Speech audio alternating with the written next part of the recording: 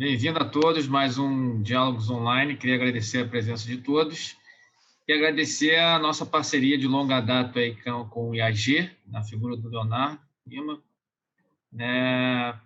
Logicamente do ECOA, nosso grande parceiro, junto com a pessoa do Gustavo, e do CCE, que nos permitiu realizar esses diálogos anteriormente, presencial e agora online.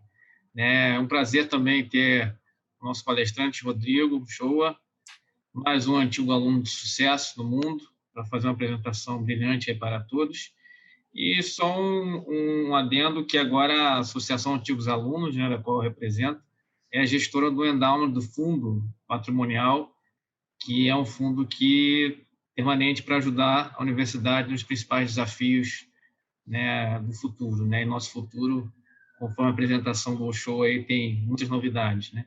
E quem quiser saber mais detalhes, basta entrar no site, que tem todas as informações, né, que é http://endowment.aa.pucrio.br, tá bom?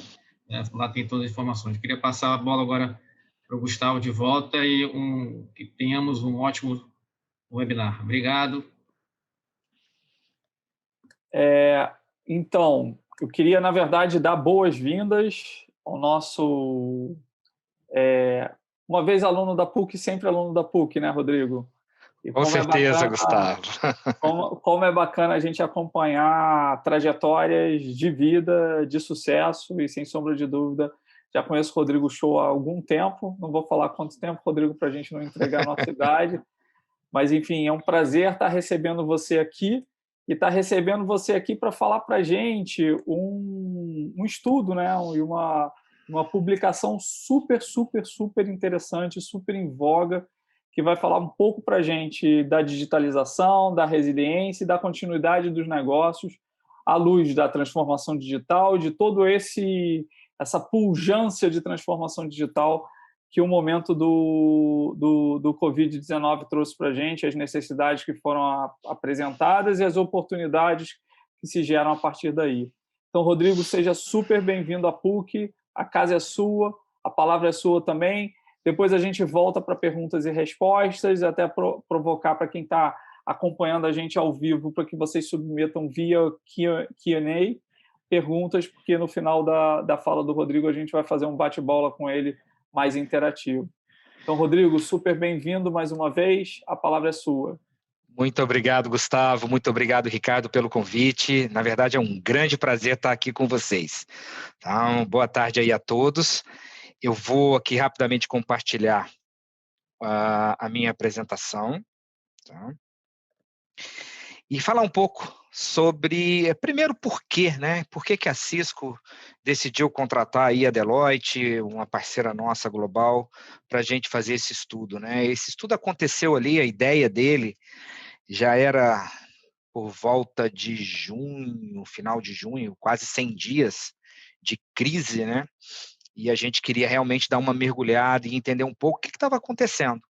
A gente tinha muitas informações, muita gente discutindo sobre a crise da pandemia, e mais do que isso, né, trabalhando na Cisco, uma empresa de tecnologia, né, com clientes de todos os setores, a gente vivendo ali aqueles primeiros 100 dias de crise e de necessidade de um apoio, seja banco, empresa de mineração, acho que todo mundo estava ali passando por aquela fase e que a gente queria entender um pouco melhor o que foi esse momento.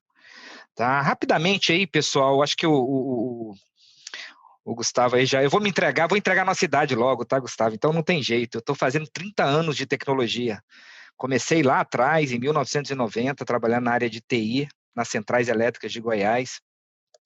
Entrei na PUC Rio para fazer o meu mestrado em 1992, passei 5 anos na PUC. Eu era daquele aluno que chegava cedo, saía à noite, tomava café da manhã, almoçava, vivia a PUC, e eu costumo dizer que foram os 5 melhores anos da minha vida. Então, para mim, toda vez que fala PUC, meu coração, ele bate um pouco mais forte. Foi realmente um momento muito importante para mim. não só para a minha vida profissional, mas para a minha vida como pessoa, as pessoas que eu conheci, a interação com todo mundo aí da informática, dos outros departamentos. Então, para mim é uma alegria estar aqui falando com vocês hoje. Eu sou de Goiânia, eu voltei para Goiânia depois daquela época, comecei a trabalhar no setor de telecomunicações, acompanhei a transição do setor, né, na privatização. Depois fui para a Brasil Telecom e eu entrei na Cisco em 2000, já tenho 20 anos de empresa, passei por diversas áreas, fui responsável aqui por grandes projetos, eu fui a pessoa na Cisco responsável pela gestão, pela coordenação geral de todos os grandes eventos que a gente sediou, tá? Copa do Mundo, Jogos Militares, as Olimpíadas no Rio. E recentemente eu assumi aqui na empresa o programa Brasil Digital e Inclusivo. A Cisco tem um programa, tá? Esse programa é um programa global, existem 34 países que fazem parte desse programa hoje, e o Brasil, a gente fez o anúncio, né, desse programa agora, durante a pandemia, em maio, e a gente batizou esse programa aqui no Brasil de Brasil Digital e Inclusivo. Ele se chama Country Digital Acceleration no mundo, e é um programa com o objetivo de produzir conhecimento, reflexões, projetos, iniciativas de aceleração digital. Tá? A gente fala muito de digitalização, de transformação digital há pelo menos aí uns 5, 8 anos. Eu costumo dizer que desde que o primeiro computador chegou no Brasil, lá em 1957, 67, se não estiver enganado, eu acho que são quase 60 anos, né? O primeiro computador no Brasil foi adquirido pelo governo de São Paulo. Para mim, aquilo ali é o marco zero da informatização e, para mim, também da digitalização do Brasil. Tá? Em 1995, a gente tem a internet comercial chegando no Brasil, e a gente começa a conectar tudo e todos aí, e também é um marco muito importante. Mas nos últimos 5, 8 anos, a gente vivenciou uma explosão muito grande de novas tecnologias e da transformação realmente de empresas, setores, a nossa vida, modificando a maneira como a gente estuda, como a gente aprende, como a gente trabalha. Todo mundo aí está vivendo nos últimos anos essa grande transformação. Eu vivi tudo isso, né? Sou de uma época onde eu ia trabalhar, não tinha celular, era um computador por sala, né? Então, momentos onde a gente tinha ali a tecnologia, mas não estava tão pervasiva, tão incorporada nas nossas vidas como é hoje. E esse programa, uma das iniciativas do programa, foi a produção desse estudo. Nós temos hoje 32 iniciativas no programa, na área de saúde, educação, indústria 4.0, capacitação, infraestrutura digital, segurança cibernética. E por causa do momento que a gente estava vivendo, eu comentei com vocês, aqui na Cisco a gente começou a se perguntar, mas o que é isso, né? Vamos tentar consolidar dentro de um único documento um pouco sobre o que foi esse processo de adoção digital durante a crise. Tá? Então, a gente estava imaginando, como eu disse, que já teríamos ali, em breve, já estaríamos voltando ao normal. Não aconteceu. Tá? Acabou que o estudo ficou pronto, a crise se prolongou mais do que o esperado, e tem algumas coisas que a gente está vendo até mudar ao longo desses outros 100 dias aí de pandemia. Mas só para começar aqui, quando comecei aqui na Cisco, a gente entrou numa operação de guerra, né? A gente pode imaginar que a maioria dos nossos clientes não estavam preparados para a continuidade dos negócios ou para uma crise dessa dimensão. A gente não tinha nada similar. A gente colocou quase que a empresa inteira focada no apoio emergencial aos clientes, seja para ativação de infraestrutura de colaboração, ou ativação de infraestrutura de segurança, muita gente indo trabalhar em casa e a preocupação com a segurança da informação, a privacidade de dados, ou seja, entre segurança e garantir com que as pessoas pudessem continuar seus trabalhos, a gente ficou aí os 3 primeiros meses com toda a equipe muito focada no apoio emergencial. E naquela época me veio aí, eu não sei se vocês conhecem essa história, Isso aqui é o 2º Batalhão de Esquadrão de Resgate, que operava na Segunda Guerra Mundial, ali no Teatro do Pacífico. Eles eram os Snafu Snatchers. O Snafu é uma gíria do exército americano, que é aquele soldado trapalhão que estava sempre se metendo em problemas. Mas esse time, essa equipe, eles tinham o objetivo de resgatar os Snafus, resgatar aquele soldado, muitas vezes abatido, avariado, perdido em alto mar, e o trabalho deles era decolar independente do tempo, independente da situação, independente do ataque inimigo, e resgatar. Eles resgataram mais de 700 pessoas durante 3 anos de operação. Então, é uma história que eu gosto, é uma história interessante, de muita dedicação, de muito esforço, de entender que, apesar de não ter o melhor avião, apesar de não ter, né, todas as ferramentas, era necessário agir, era necessário tomar ali uma ação e salvar pessoas.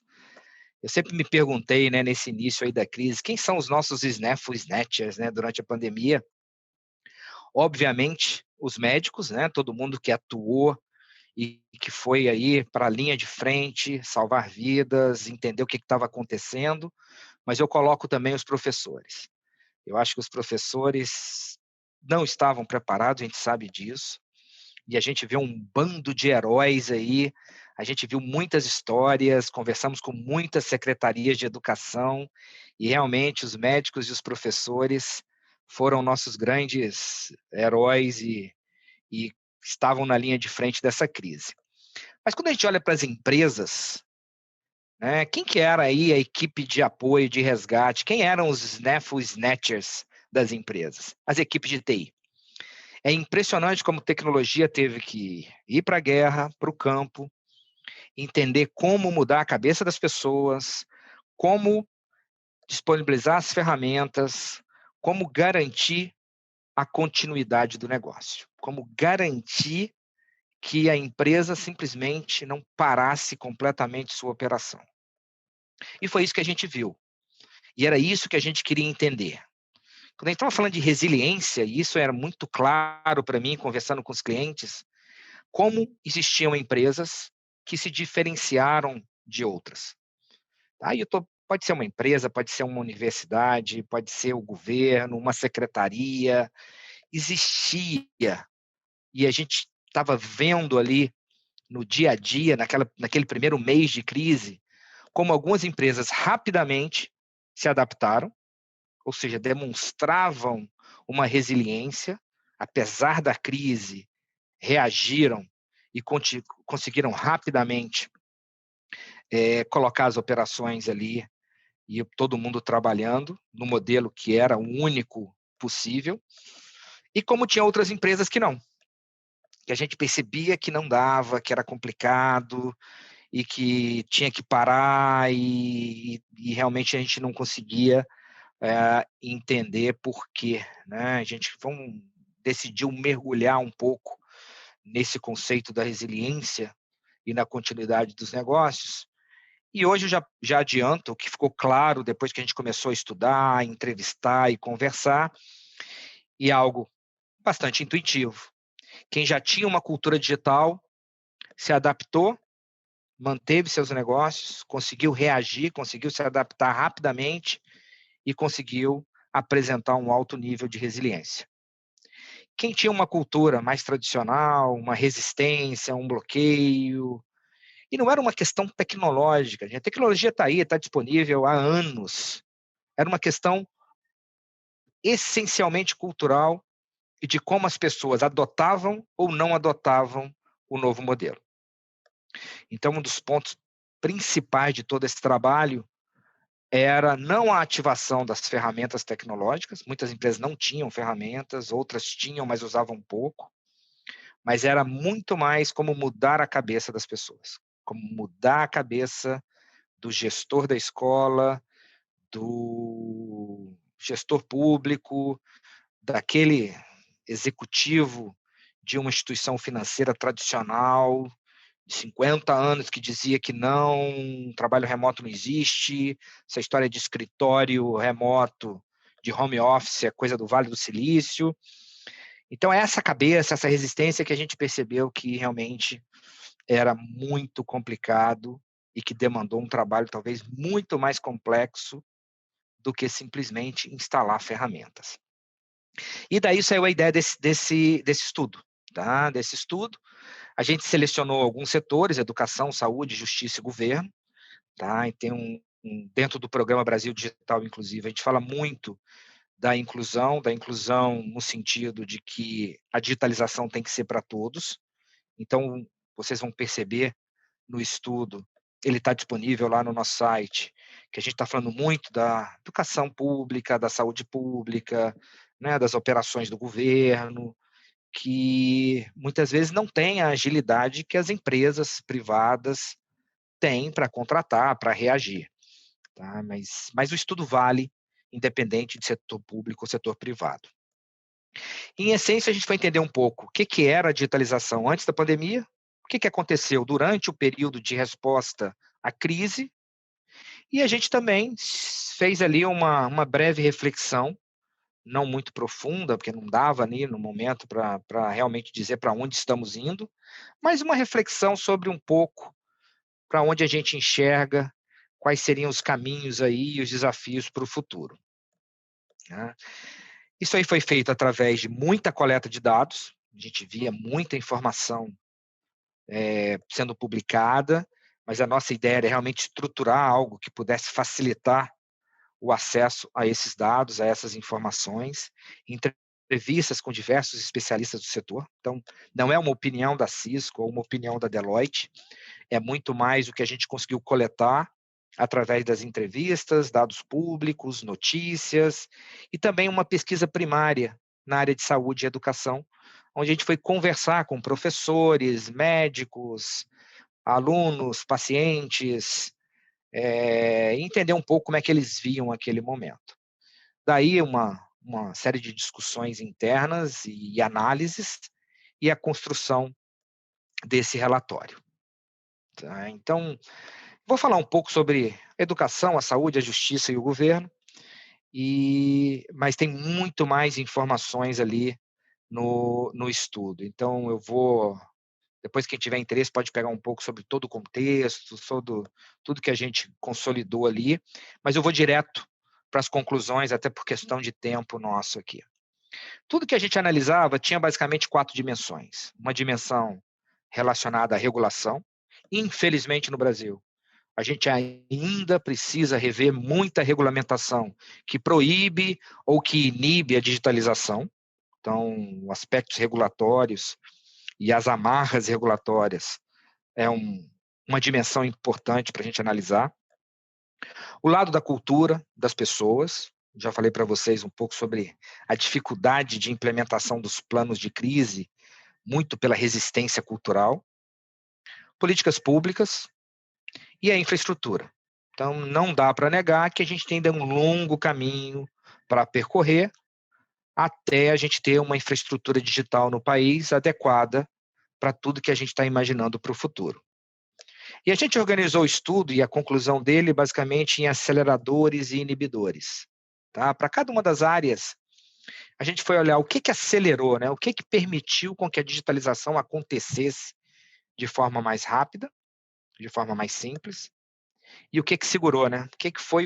Quais foram os freios e os inibidores que atrapalharam uma digitalização até mais abrangente, mais universal no Brasil.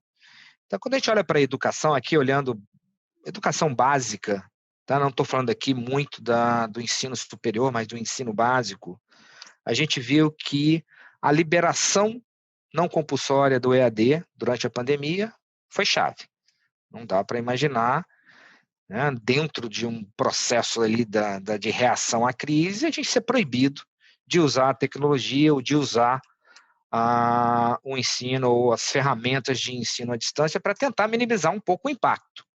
Não estou nem defendendo que a solução ideal era essa, mas era o que se tinha. A gente estava num momento de guerra. você tinha que ter qualquer tipo de ferramenta te apoiando para minimizar o impacto e garantir o mínimo da operação e da continuidade da educação das nossas crianças. Então, isso facilitou, tá? Uma dimensão muito mais regulatória. E eu acho que uma coisa interessante, a adoção, acho que todo mundo, como não tinha muita opção, né, o professor, mesmo os mais resistentes assim, a usar tecnologia e plataformas digitais, era essa a opção. Essa era a grande opção. Então, foi um momento onde a necessidade, né, direcionou o comportamento e muitas vezes a mudança desse comportamento. E isso foi bem interessante e impactou muito o uso da tecnologia. Mas a gente enfrentou muitos problemas. Tá? A infraestrutura tecnológica, ela ainda é inadequada. A gente, quando olha em muitas regiões do país, em muitas cidades, a gente ainda tem uma infraestrutura deficitária que precisa ser repensada. A capacitação e a experiência digital do corpo docente. Então, esse era o grande desafio. Algo que a gente já discute há bastante tempo, não é nada novo, mas só foi muito amplificado nesse momento. O uso limitado das possibilidades. Muitas secretarias, muitas escolas até implementaram alguns recursos educacionais digitais, alguns ambientes virtuais de aprendizado, mas ainda pela falta, né, de uma experiência prévia, um uso bastante limitado. E a falta de conhecimento de riscos e mecanismos de uso seguro pelas crianças na internet. Eu acho que existia muita resistência, a gente viu muita discussão sobre crianças utilizando esses recursos, professores utilizando ferramentas como o WhatsApp para se comunicar com os alunos.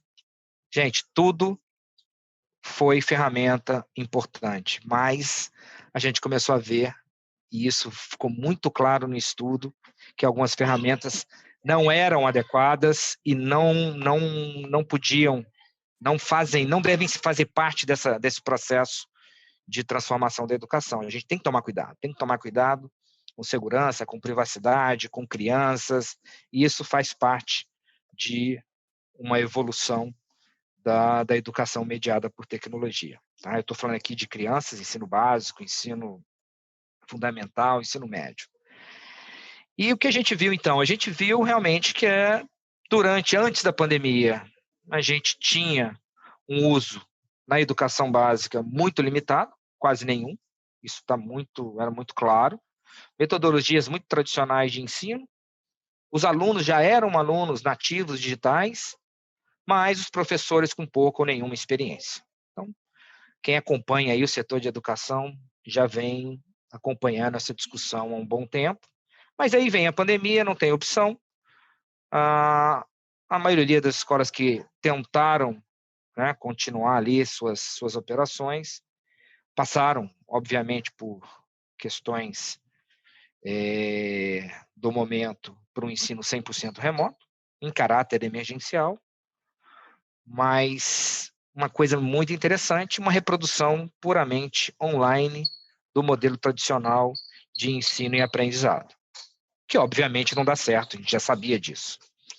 Eu digo até que a gente errou muito mais do que acertou como país, os erros fazem sentido, porque a gente aprende com eles, e o que a gente está enxergando agora para esse novo momento, a partir do momento que a gente começar essa retomada, a gente espera que o processo de digitalização e de uso da tecnologia como uma ferramenta de apoio seja amplificado e não que a gente tenha um processo de retrocesso. E isso talvez seja um dos maiores desafios que a gente vai enfrentar. Garantir que a gente consiga construir uma jornada evolutiva e não retroceder, e que seria uma grande perda e não utilizar toda a experiência e tudo que a gente aprendeu com os erros e acertos. Então, a gente está falando basicamente não de replicar o modelo, mas de utilizar esse momento agora e essa experiência para entender como melhorar a educação. O ensino híbrido não é algo novo, a gente já fala de ensino híbrido há algum tempo, tá? Então a gente já fala de aula e de sala de aula invertida, de um processo de colocar o aluno como protagonista no processo de aprendizado, a gente colocar e utilizar metodologias ativas. Isso não é nada novo. Mas o que eu acho é que, durante a pandemia, a gente começou a experimentar mais isso, começou a quebrar muito dessas barreiras. E esse foco de criar agora, né, como uma evolução, um novo normal, um ambiente muito mais favorável para a gente adotar tudo que a gente já vinha desenvolvendo em educação mediada por tecnologia, para mim, é o grande passo e é o grande legado que a gente traz desse momento. E aí eu acho que a gente tem como propostas, e a gente fala um pouco sobre essas propostas, ainda propostas macro, mas importantes, que antes de mais nada a gente precisa adaptar as regulações do setor. A gente precisa abraçar a tecnologia como uma ferramenta de transformação e eliminar as barreiras. Não é mais 20%, 40% de EAD, não. As universidades, as escolas vão definir uma trilha educacional, uma engenharia de conteúdo e as atividades necessárias que amplifiquem o aprendizado, a capacidade do professor de ensinar. E o que a gente não pode ter é realmente barreiras regulatórias impedindo essa mudança, essa transformação. Então, a gente precisa continuar e usar a tecnologia, e a gente percebeu que a tecnologia é o grande viabilizador das metodologias, das novas metodologias em educação. Então, as plataformas digitais, os ambientes de aprendizado, as conferências, a gente tem a possibilidade de criar um ambiente muito interessante que vai talvez ser aí o que vai garantir para a gente uma rápida transformação da educação no país. Foco total na capacitação técnica e cultural de professores, eu acho que isso é super importante, e a universalização do acesso à internet. A gente fala disso, fala de dispositivos digitais, e já tem bastante tempo, vários programas foram criados, mas agora ficou claro que a gente precisa realmente ampliar e continuar perseguindo a inclusão e a ampliação da banda larga e da infraestrutura digital do país.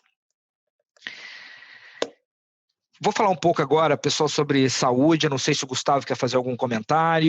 Eu vou agora mudar um pouco aqui do setor. Talvez a gente podia fazer uma quebra em cada um dos setores, até para ter um pouco de interação, o show. Eu queria podemos sim.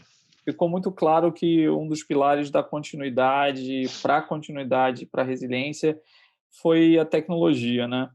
Como é que você entende que a combinação da necessidade mais a tecnologia mudou o hábito das pessoas? Por exemplo, em especial com relação ao setor de educação. Você acha que isso talvez não seja um dos indutores para uma continuidade de determinados modelos que foram experimentados agora nesses últimos meses? Olha, Gustavo, toda vez que a gente foi perguntar para professor, né, como é que era a sua visão em relação à tecnologia antes da pandemia, e o que mudou agora, durante a pandemia, a resposta mais comum: não, eu tinha uma certa resistência sim, mas eu percebi que não, que o meu papel como professor, como agente mais importante na educação das crianças, eu acho que eu me senti mais valorizado e eu percebi que a tecnologia aliada não é inimiga. Eu acho que isso foi muito interessante. Eu acho que essa é a mudança principal. Porque se você dá a ferramenta, dá a capacitação, eles vão aprender. Mas aquela resistência de pensar que tecnologia pode tirar a relevância do professor, eu acho que isso acabou. Eu acho que no setor de educação isso acabou. Eu acho que quem ainda mantém uma resistência sobre isso, desculpa, tem que estar pensando se está no lugar certo, mas eu acho que essa foi a grande mudança. Então, é um aliado. Se a gente começar agora a pegar as metodologias que a gente vinha discutindo e colocar ela na prática, rodando como um apoio, e, de novo, não estou falando que a gente tem que usar a tecnologia como elemento principal. Não é. O elemento principal é o professor, é a criança, é a sociabilidade delas, é o convívio social. Estou falando de crianças, precisam ter como parte do seu desenvolvimento como seres humanos a relação com outras crianças. Então, a necessidade da escola ficou mais clara do que nunca. Agora, usar a tecnologia como apoio, né? Uma aula, uma tutoria, um complemento, um apoio para as crianças que têm mais dificuldade, que talvez possam ter uma aula de reforço que não é mais ali durante a aula, mas pode ser num horário diferente. Eu acho que é isso que eu vi muito sendo discutido. E isso quebra um pouco da resistência e a gente vê aí a tecnologia como aliado da escola, do professor e do pai. Tá ótimo. Vamos dar sequência. Vamos lá, saúde. É interessante, né? Porque a saúde, de novo, um ambiente muito regulado, um setor extremamente regulado, obviamente, porque trata de vidas e tem aí uma relação direta com todos nós, né? Com a qualidade de vida e com o nosso dia a dia. E era o setor central da crise. E a gente vinha numa discussão já de anos sobre teleconsulta pode ou não pode, né? Pode ter o especialista remoto ajudando o médico, mas tem que ter o médico na ponta. Então, uma série de discussões, até entendo, mas a gente percebeu que não tinha jeito, né? Também, assim como a educação, a única possibilidade de manter a operação de saúde, né? E isso estava ligado diretamente na capacidade de atender pessoas, era através da teleconsulta e das ferramentas de telemedicina. Então, a liberação, obviamente, como na educação, acelerou o processo. A gente teve uma aceitação muito grande por parte dos pacientes. Muita gente era contra, muita gente tinha uma resistência enorme em fazer uma consulta. E muitas delas a gente aprendeu que substitui e que é possível, sim, fazer uma primeira consulta, ou até mesmo receber uma solicitação de exame para uma pesquisa, né, mais detalhada. Então, essa barreira foi quebrada. E a evolução da tecnologia e a explosão de startups e health techs que a gente vinha ali tentando, né, achar seu lugar ao sol, mas com a pandemia, elas realmente viram ali uma explosão do interesse do uso da tecnologia na saúde. Tá? Mas a gente teve aí um monte de discussões e questões que acabaram inibindo muito. A própria limitações que o Conselho Federal de Medicina impõe, tá? Ainda existe uma resistência cultural muito grande, uma preocupação muito grande. Uma discussão enorme sobre o modelo de negócios para a telemedicina, né? Então, como é que é a remuneração, como é que fica, né? Se o médico estava acostumado a atender ali as pessoas que estavam próximas e ele agora abre a possibilidade de atender qualquer um em qualquer lugar, como é que fica, né? Como é que fica esse modelo?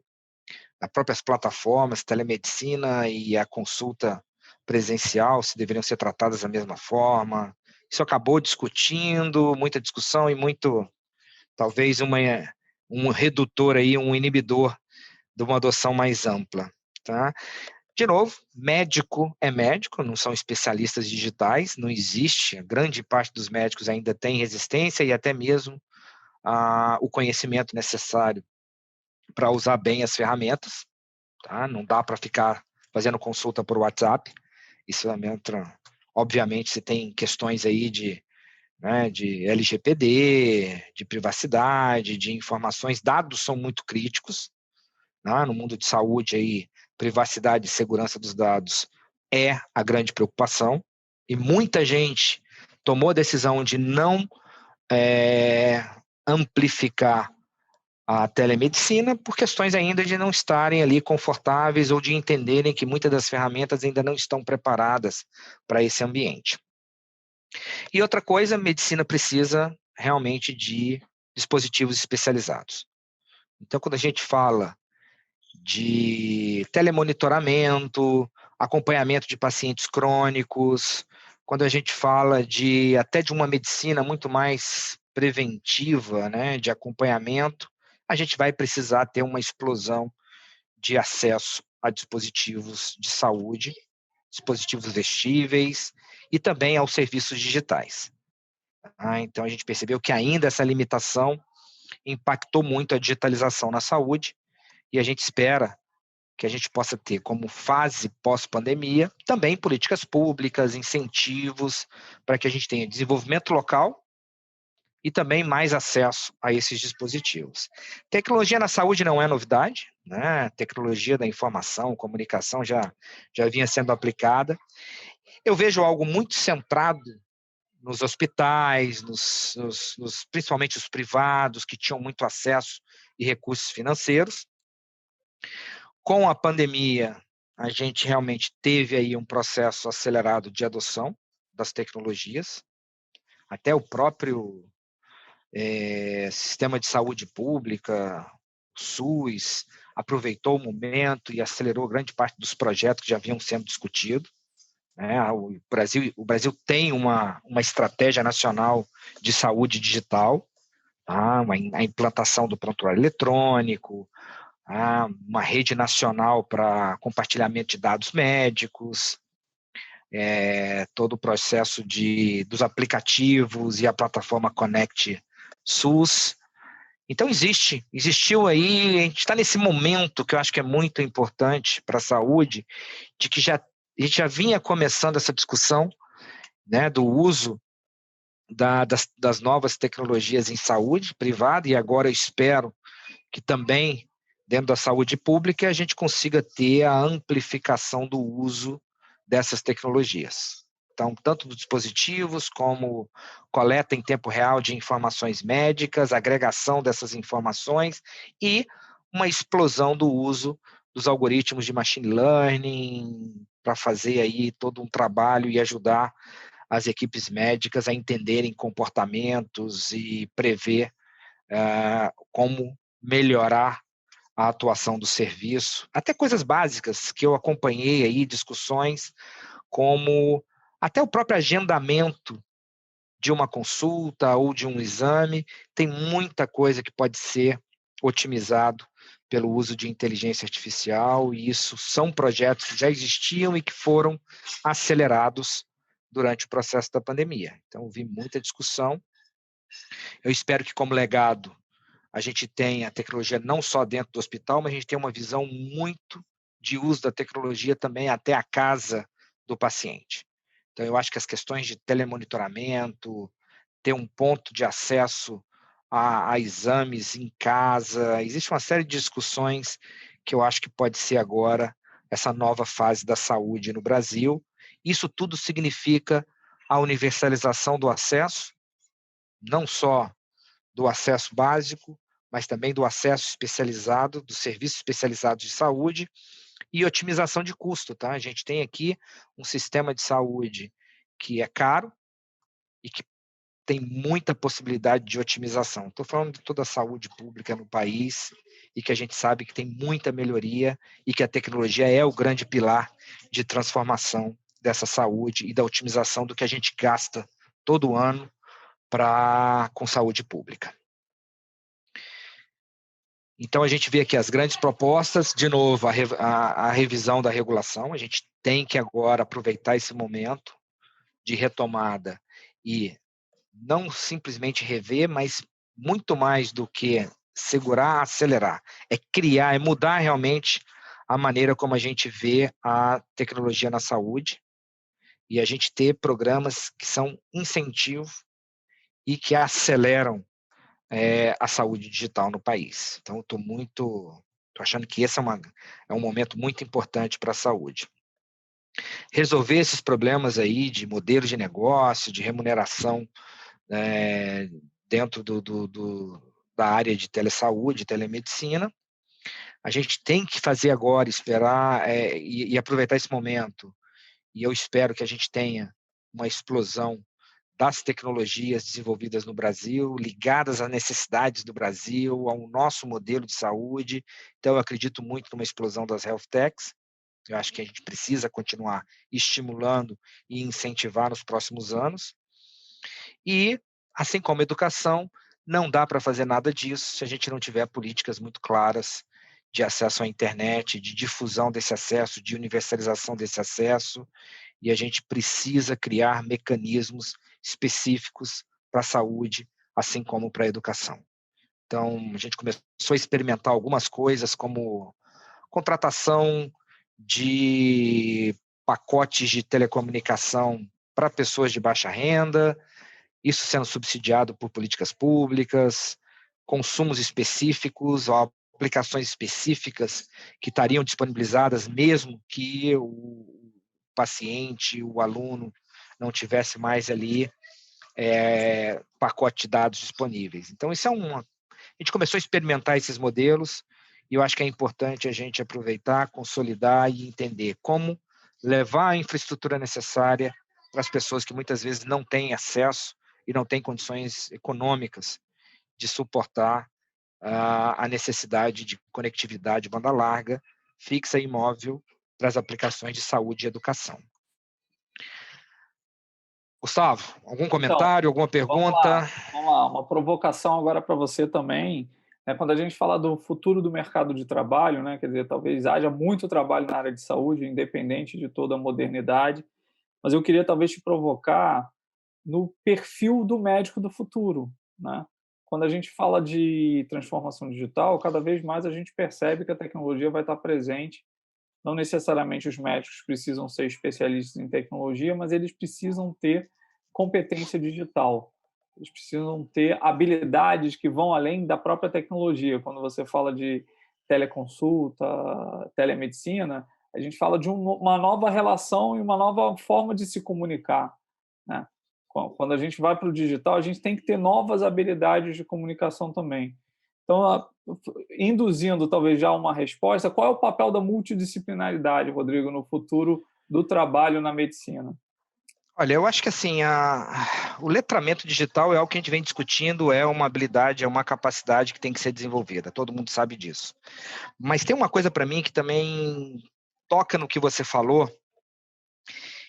Nós que somos da área de tecnologia, a gente precisa simplificar as plataformas, a gente precisa ter a habilidade de colocar todo o nosso conhecimento e desenvolvimento de interfaces, de experiências digitais e ter a preocupação de transformar essa experiência para as pessoas que não são de tecnologia.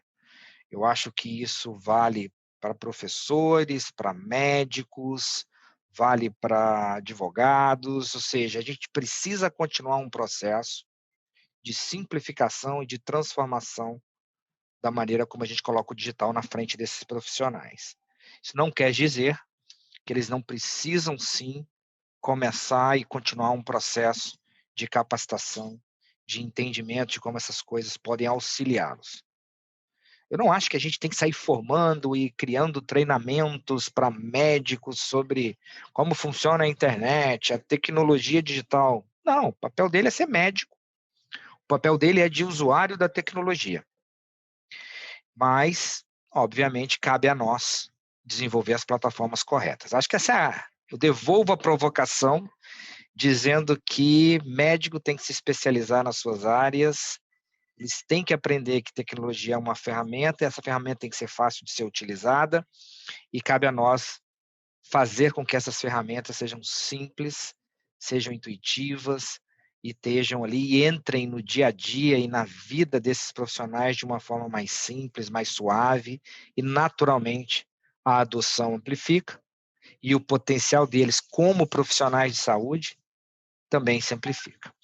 Então, eu tenho muita crítica sobre ainda quão simples ou quão alinhados com o dia a dia desses profissionais as plataformas que a gente está colocando na frente deles são.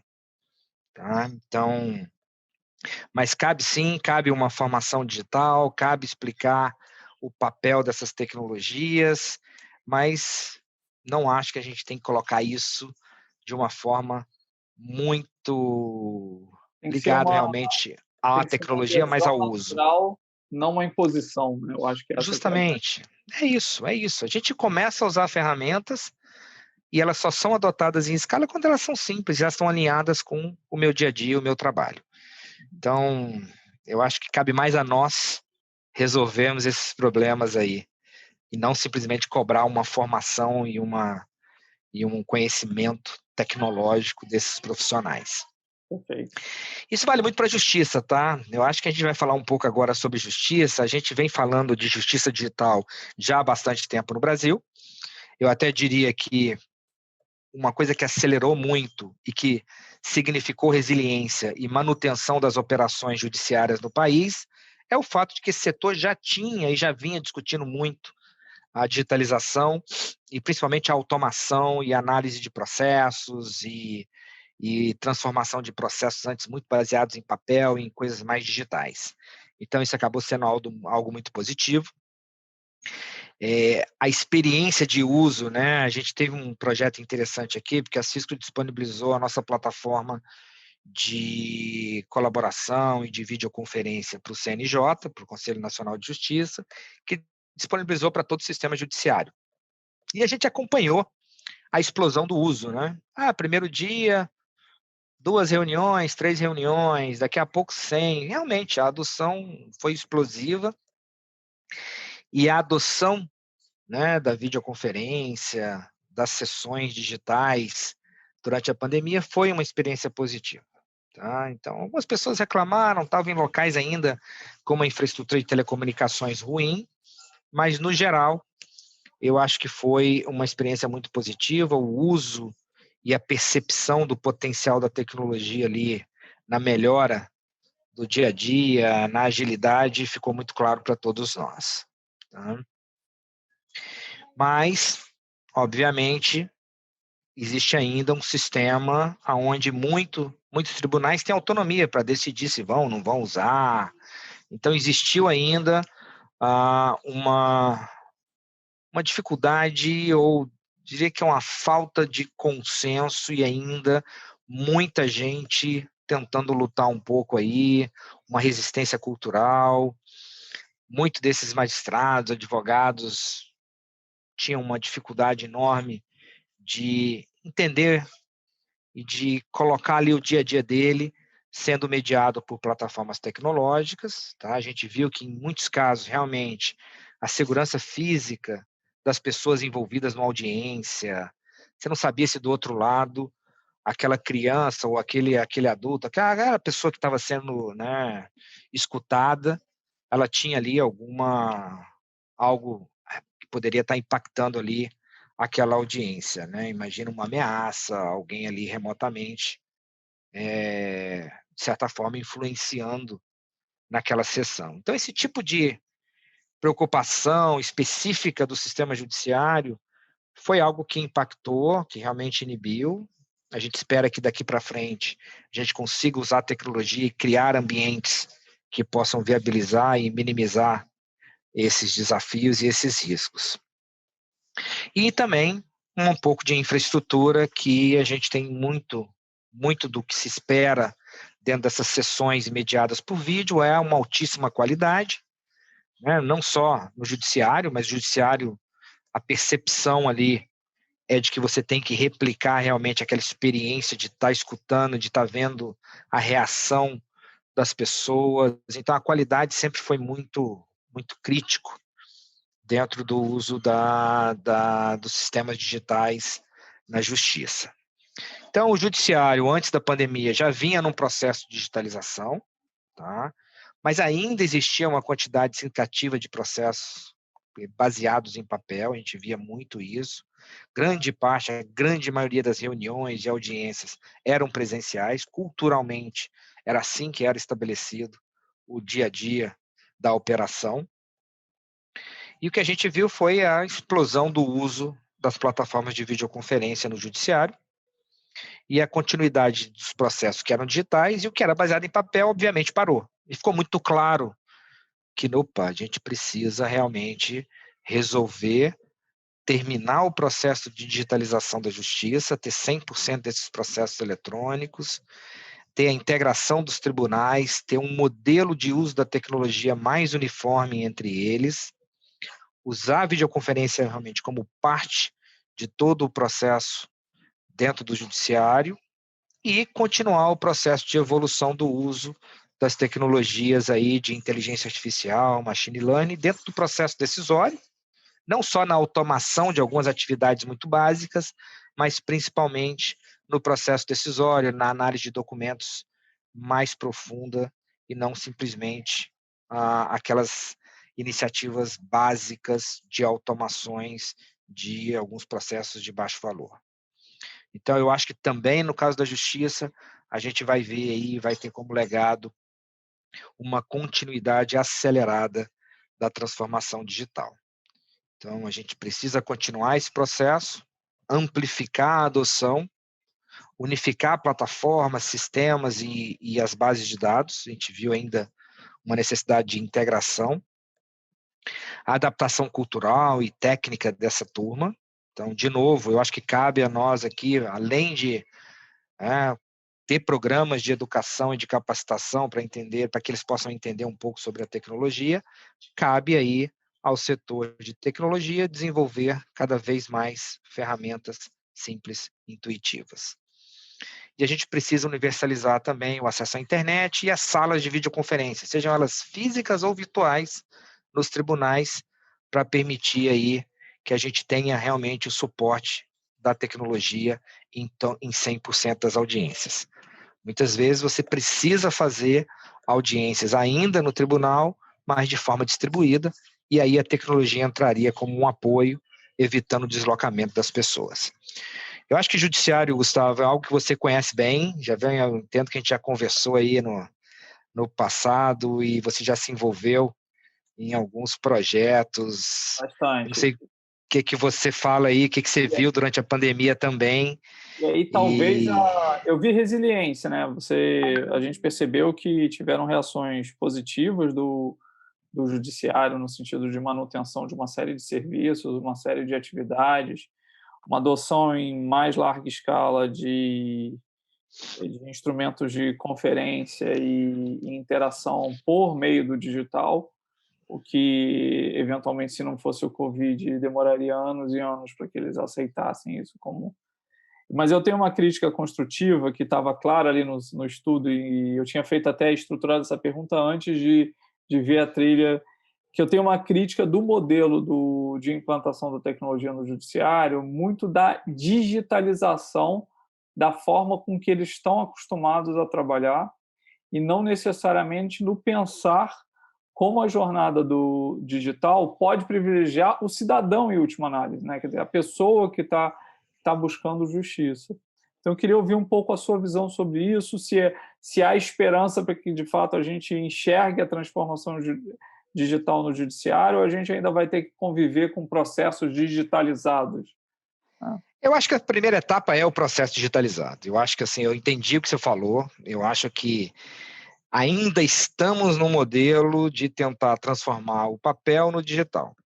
E eu tenho a mesma crítica, também construtiva, de que pouco se fala sobre a justiça e como também a gente modernizar o conceito e os processos e a maneira como o cidadão tem acesso, né, ao serviço de justiça. Eu não vejo ainda, eu acho que a gente tem uma longa jornada aí, até porque no caso do judiciário, a gente tem sim essa resistência histórica, isso precisa ser... Eu acho que o digital vai facilitar algumas discussões sobre o acesso a serviços de justiça, a busca e a ampliação do que a gente aqui coloca como serviços essenciais de justiça e que possam permitir mais agilidade. Eu acho que todo mundo, quando vai entrar ali e precisa utilizar o judiciário, antes de mais nada, quer agilidade. E eu acho que é por isso que a automação e aí tentar, numa primeira fase, simplesmente digitalizar processos é o caminho natural, porque realmente mudar aí a estrutura do judiciário e como é que a gente vê justiça e serviço de justiça, acho que ainda demora um pouco. Eu acho que aí talvez a gente consiga, usando a inteligência artificial, usando um pouco de análise do comportamento, né, dos históricos, a gente possa construir caminhos de mudança de como a justiça e esses serviços são oferecidos. Eu acho que a gente tem muito ainda para caminhar até chegar lá, tá? E conselhos e advogados digitais e serviços que possam ser oferecidos de uma forma muito mais universal, ainda deve demorar um tempo, tá? Mas acho que ainda há uma discussão aí pela frente. Com certeza. Vamos aguardar os próximos capítulos. Né? Justamente. Vamos lá. Isso é um passo mais sensível. Acho que a gente está abraçado um pouco com o histórico e com todo o legado que a gente carrega aí no setor judiciário. Legal. A gente começou a falar do governo digital também. A gente já fala de governo eletrônico, depois governo digital e e-government há pelo menos 20 anos. Eu acho que, pelo menos aí durante a pandemia, ficou claro que existia um interesse de digitalização dos serviços públicos, principalmente para a operação do federal. Tá? Então, a gente viu coisas que a gente não via. Eu acho que quando eu fui assistir a um telejornal e eu vi ali que eles já estavam aceitando documentos digitais, porque as pessoas não iriam mais lá até o posto de atendimento levar um documento. Falei, gente, a gente fala disso há 2 décadas. Né? Então, como que a gente pode realmente minimizar, né, a necessidade daquela interação física, daquele deslocamento até um posto de atendimento do governo, digitalizar os documentos, universalizar o acesso a serviços. Eu acho que isso foi bem interessante. Durante a pandemia, a gente viu muita movimentação. Isso até porque a gente já vinha discutindo um plano nacional de digitalização e um governo digital. E a gente teve aí um momento muito bom de colocar serviços digitais, até pela necessidade que a gente via durante a pandemia de oferecer ao cidadão a continuidade àquele serviço. Então, tem muita crítica sobre a qualidade, mas eu acho que o mais importante é que a gente dispara esse movimento e eu acho que naturalmente em tecnologia a gente vai melhorando a cada ciclo de desenvolvimento, a gente vai melhorando e vai incorporando na vida das pessoas o uso do digital. Então, esse cidadão digital, para mim, ele tem um salto enorme durante aí a pandemia. O que a gente vê muito por trás, né, aquilo que não é tão visível, é que ainda existe uma enorme fragmentação de sistemas e bases de dados. Esse é um problema histórico no Brasil, não é só no Brasil, né, mas eu acho que em todos os países, porque existe sempre muitos silos, e esses silos geram uma falta de integração muito forte. E para você pensar em serviços realmente interessantes, a integração de tudo e dessas bases é fundamental. Tá? A gente ainda viu muita resistência do cidadão. Tá? Mesmo com uma opção do digital, o deslocamento e ir para um posto e tentar o serviço da maneira, principalmente com as pessoas realmente que não estão tão as pessoas de mais idade, que não têm aí uma certa intimidade com a tecnologia. Os desafios de privacidade, então, segurança de dados, a gente viu aí grande discussão sobre a LGPD no governo digital, que acabou segurando um pouco, em alguns casos, a implementação de projetos. Tá? E outra coisa, a diversidade entre um município rico, que tem capacidade financeira, e outros dezenas, centenas de municípios que não têm acesso à digitalização. Tá? Muita coisa acontece hoje na esfera do governo federal, mas muitos serviços são ali no dia a dia do cidadão na sua cidade, e aí a gente vê uma diferença muito grande de digitalização entre municípios pequenos, com poucos recursos, e municípios que realmente conseguem implementar programas de digitalização. Tá? E inovação, isso é outro ponto importante, que acho que acaba tocando toda a discussão sobre inovação em governo, que inovação significa agilidade, significa metodologias ágeis, errar para aprender. Então, a gente vem aí acompanhando como é que se implementa, como é que se desenvolve programas de inovação, e, infelizmente, o modelo de contratação do governo joga contra a agilidade necessária e também há uma compreensão de que a gente, muitas vezes, em tecnologia, em transformação digital, a gente erra muito. Então, não dá para ficar errando, né, com dinheiro que é dinheiro de imposto, dinheiro do cidadão. existe sempre essa preocupação, e eu acho que esse modelo, a legislação dessa era pré-digital, ela realmente acaba impactando muito a agilidade e a transformação digital no governo. Mas eu acho que a gente está num ciclo bom aí de mudança.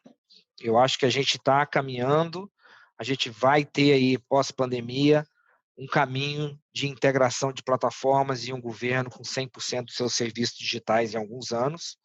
E eu acho que também muita discussão sobre as novas tecnologias, tá? Inteligência artificial, acho que esbarra em todos os setores, mas também utilizar aí tecnologias para garantir a segurança e a transparência nas transações digitais do governo eletrônico.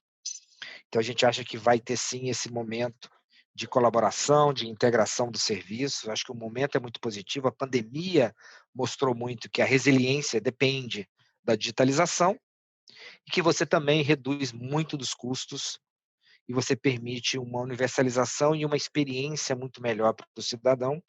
E eu acho que daqui para frente a gente tem um foco muito grande também na simplificação e na preocupação com a experiência e a usabilidade desse serviço. Tá? Porque senão a gente não consegue colocar serviços ao cidadão digital sendo usado por grande maioria das pessoas. Então, cabe de novo a nossa discussão sobre pensar, desenvolver e ter um foco muito grande na usabilidade e na simplicidade dessas plataformas digitais. Vamos lá, acho que daqui para frente, continuidade da expansão dessas iniciativas, foco na integração desses serviços, a unificação dessas plataformas digitais. A gente sabe que no governo existe essa preocupação, e eu acho que ela agora está cada vez se consolidando mais. Continuar com os programas de inclusão digital do cidadão, do acesso ao equipamento, do acesso à internet, e ter aí uma grande diretriz nacional sobre segurança, como transformar a LGPD em algo que está no dia a dia das pessoas, que as pessoas têm a cultura do uso do digital, entendem a necessidade de cuidar das suas informações, dos seus dados, e que todas as entidades que tratam nossos dados também se preocupem e que a gente tenha um ambiente minimamente seguro para que a digitalização, né, de todos os processos de governo possam ocorrer de forma mais simples e menos arriscado. Pessoal, eu sei que a gente está aqui no...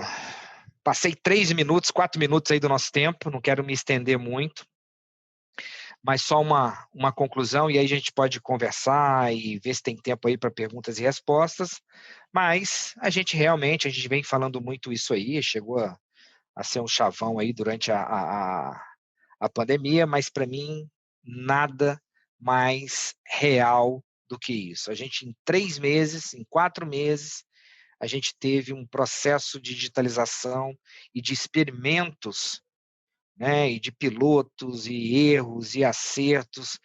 Em 3 meses, o que a gente faria em 3 anos. Tá? Eu acho que essa rápida adaptação e a resiliência, né, seja na saúde, na educação, na justiça, no governo, dependeu muito dessa capacidade das pessoas abraçarem tecnologia.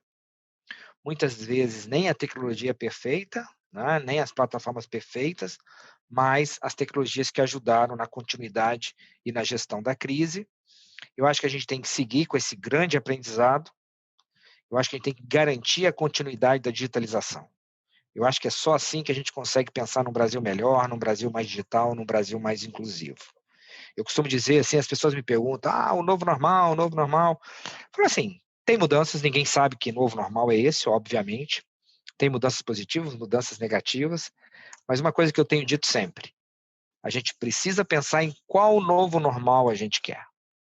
Né? Qual que é o novo normal que queremos construir ou até mesmo forjar, no sentido que vai dar trabalho, mas que a gente tem certeza que é o próximo passo da saúde, o próximo passo da educação.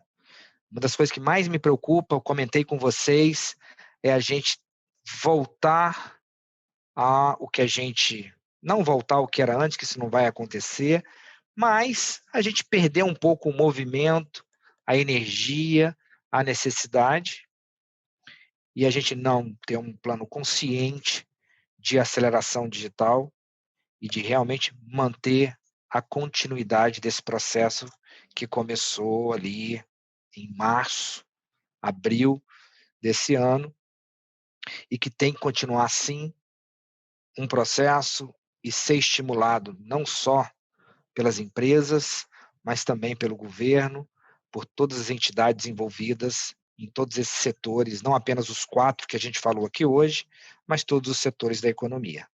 Então, acho que esse é um pouco da mensagem aí que eu queria trazer para vocês. Acessem o estudo está disponível, tem muita informação interessante para a gente pensar, para a gente refletir e para a gente continuar essa jornada aqui de transformação digital do país. Muito Meu amigo bacana. Gustavo. Muito bacana. Eu tenho talvez uma pergunta para a gente costurar com a questão do governo digital, mas é uma visão muito mais ampla. Talvez um dos legados da própria pandemia seja o impacto com relação ao modelo de negócio das empresas, né, Rodrigo? Então, você estava comentando da própria dinâmica dos mercados, a necessidade com que o governo corresponda, né, com uma velocidade maior em termos de resposta, com serviços mais acessíveis, etc, etc. O que você tem visto em termos de maiores impactos com relação ao modelo de negócio nesse momento que a gente está agora, depois de 6, 7 meses pós-pandemia? Você fala do setor público, do governo digital ou geral, de maneira geral aí?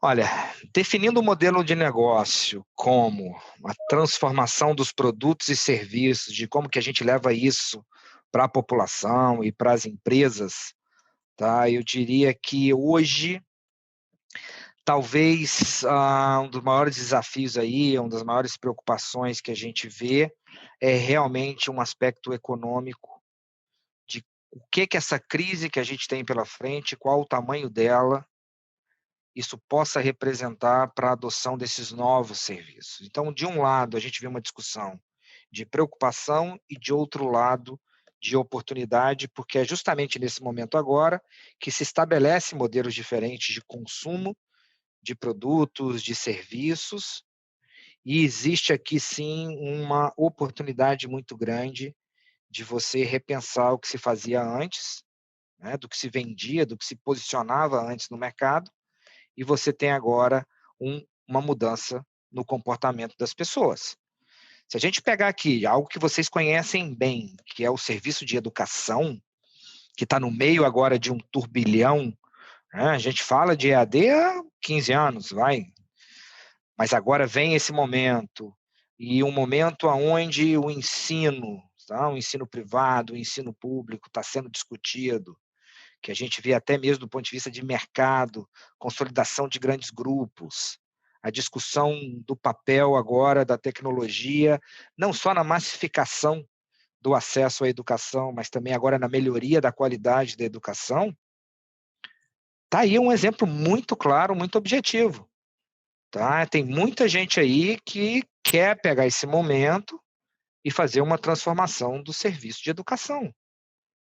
E aí a preocupação é, tá bom, eu preciso agora oferecer produtos, serviços para um mercado que talvez tenha alguns anos ainda de crise econômica, mas eu preciso oferecer algo melhor, eu preciso oferecer algo agora que está mais digital, que não é simplesmente uma replicação do que eu já oferecia no modelo antigo, mas ele está usando aqui a tecnologia e está oferecendo coisas que não era antes possível no modelo físico, no modelo não digital.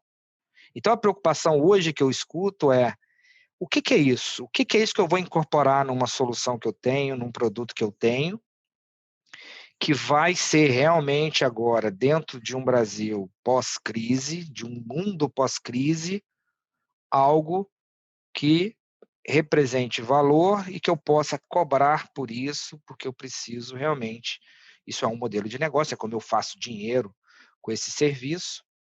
Tá? Então, essa questão do incremental e do que eu posso oferecer de diferente para poder capturar um pouco mais, né, e aumentar aí o resultado de receitas associadas aos produtos digitais é a maior preocupação. Ninguém tem muita resposta, tem muita gente aí pensando e discutindo, mas eu acho que adequar o digital a um país que está precisando da digitalização, mas que também precisa ter um volume e adoção, e que não adianta simplesmente oferecer algo agora um valor que seja inacessível. Então, a questão do balanço entre o que se vai produzir, o que se vai oferecer a um consumidor, a um cliente, dentro de um contexto de crise, é um dos fatores hoje de discussão, e o digital tem que ser, nesse caso, um viabilizador dessa transformação e do modelo de negócios para que as empresas consigam efetivamente ter resultados positivos nesse novo mundo. Está todo mundo estudando comportamento aí, né? O que vai mudar? A gente não vai mais se movimentar, eu não vou mais viajar, o turismo agora é local, as pessoas agora vão consumir menos produtos, né? Aquelas brincadeiras, né? Vão vender mais camisa do que calça. Está todo mundo cheio de discussões, né? Mas ninguém sabe ao certo como que esse comportamento se altera, mas o que a gente sabe é preciso sim pensar nos novos modelos, os modelos digitais, e que possam ampliar, aumentar a base de clientes, sem significar aqui realmente um grande impacto no que eles pagam por esses serviços. Então, acho que é um pouco, e é a preocupação principal aí, tá, Gustavo? É escala, né? O digital pode trazer uma escala e uma democratização do conhecimento, enfim. Justamente. O digital sempre foi isso, né? Sempre foi uma ferramenta de escalar. Quando eu Sim. saio do mundo físico e vou para o mundo digital, virtual, você quebrou barreiras físicas, você tem possibilidade de escala. Agora, e a qualidade? Né? E a experiência? E o que a gente vai conseguir oferecer com essas tecnologias que estão surgindo, que são habilitadoras e que aí podem sim representar não um prejuízo em relação ao mundo físico, ao que a gente conhece, mas um benefício, né? Uma melhoria. Com certeza. E uma última pergunta, até provocada pelo Luiz Gustavo, meu xará, especial, qual é a sua visão com relação às startups, o Showa?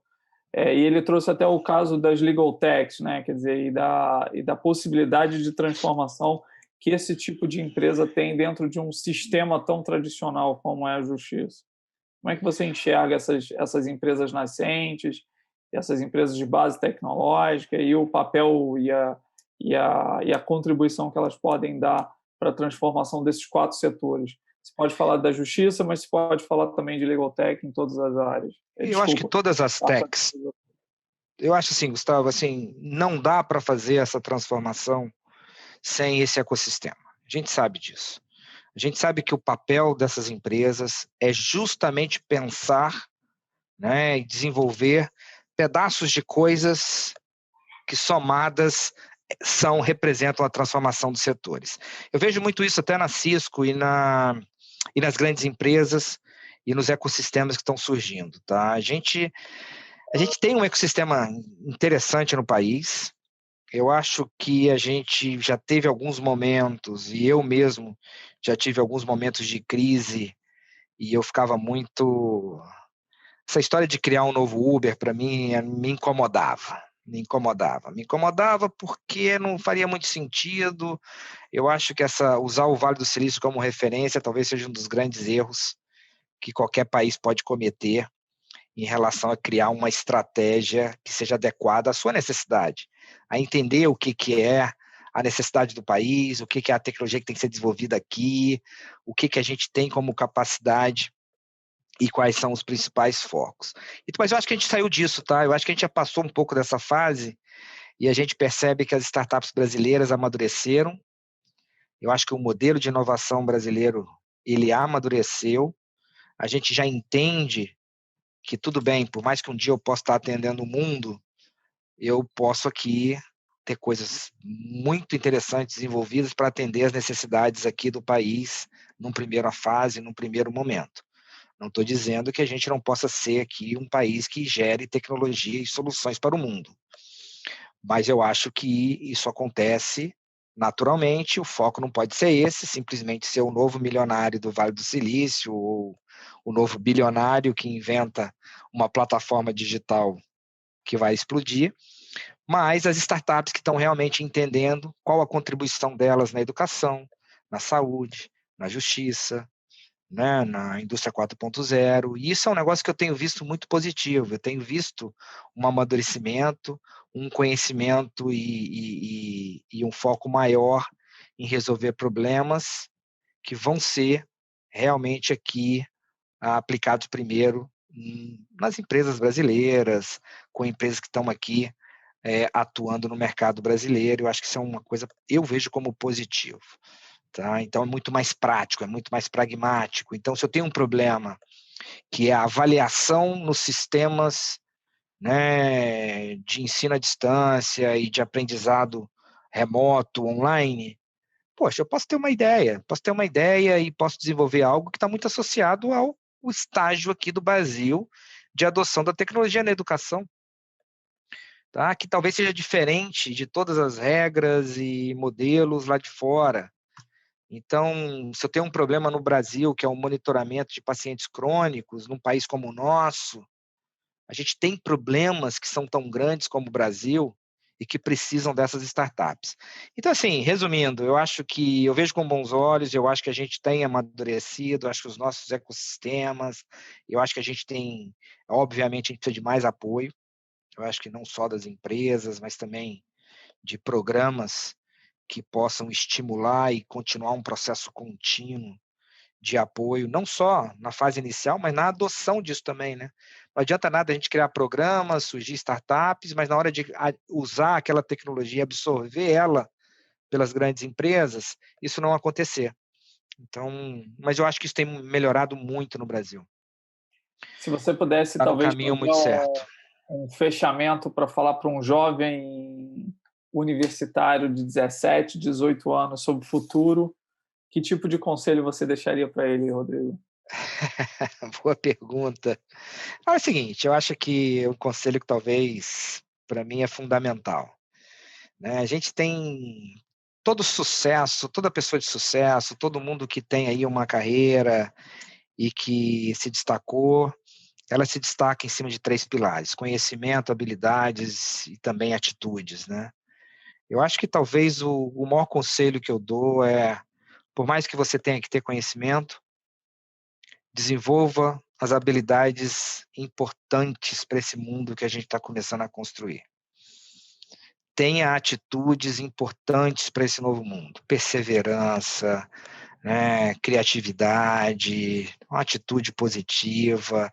Tenha ali habilidades como foco na educação, no conhecimento, no estudo. Eu acho que a gente precisa acordar nesse país, falar mais dessas habilidades, falar mais das atitudes que são necessárias para que as pessoas, um jovem, possa ter aí a sua vida, a sua carreira. Não estou falando de nada a ver com dinheiro, nem com sucesso, nem com grandes empresas, mas um sucesso na sua vida, né, na sua carreira, no que ele contribui para a sociedade. Então, acho que esse foco na habilidade e nas atitudes é muito importante, casado com conhecimento, sim, e casado com algo que para mim é muito importante, que eu venho falando.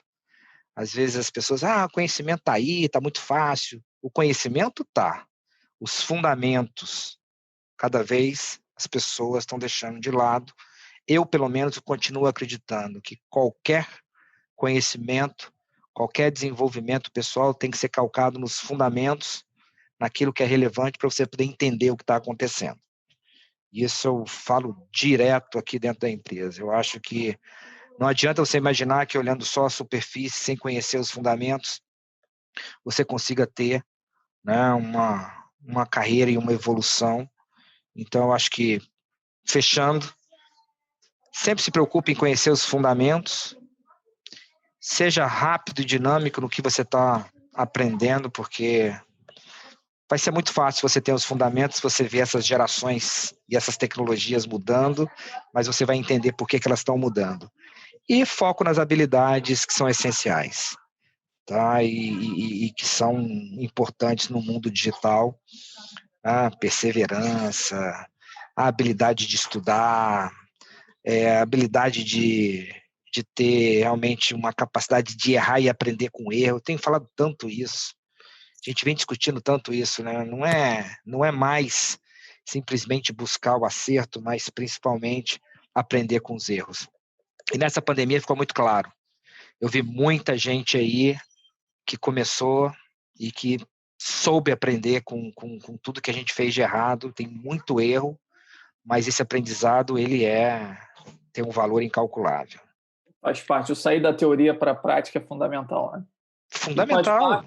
Faz parte errar nesse processo, né? Porque faz parte. Quadro negro aceita qualquer coisa. Né?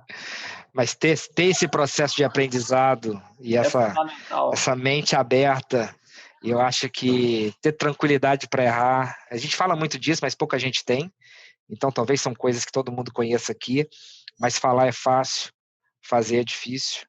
Então, mas é a recomendação, não a recomendação, mas é o que eu queria deixar aqui de mensagem final aí para o pessoal que está aí acompanhando, buscando, 17 anos, meu Deus, tem tudo pela frente. Tem uma estrada ampla, aberta e com potencial enorme pela frente, né? E num mundo como o nosso, né, de transformações que não são mais de anos, são de meses e que a gente tem que aprender toda hora e tem que estar acompanhando, né? Com certeza. Rodrigo, eu queria, na verdade, em nome da PUC, agradecer muitíssimo a sua participação. Né? Quer dizer, é uma honra ter um ex-aluno da PUC, para sempre filho da PUC, presente sempre no digital, com conteúdo maravilhoso que a gente vai fazer ecoar pelas redes e ser compartilhado. E muito obrigado em nome da universidade, muito obrigado por compartilhar esse conhecimento com a gente, compartilhar um pouco da sua história de vida também. Né? Eu que agradeço, Gustavo. Quando a gente voltar para o presencial, uma visita à PUC será muito bem-vinda. Moro perto, moro aqui na Gávea, então... Uma provocação. Vamos sim. E para mim, o que você falou, a PUC para mim mora no meu coração mesmo. Para mim é um prazer enorme estar aqui com vocês, falando com a comunidade, com ex-alunos, com os alunos aí que estão aí, né, enfrentando esse momento tão difícil. Eu acho que assim, desejo a todos muita paz, muita saúde, vamos passar por isso. E conte comigo aí sempre que eu puder estar aqui com vocês conversando, vai ser sempre um grande prazer. Com certeza. Rodrigo, um grande abraço para vocês, um abraço para todo mundo que está acompanhando a gente. Lagares, sempre de pé nossa parceria. A está fazendo um trabalho muito bacana pela universidade. Vamos continuar fazendo essas conexões e essas relações. Isso é muito importante.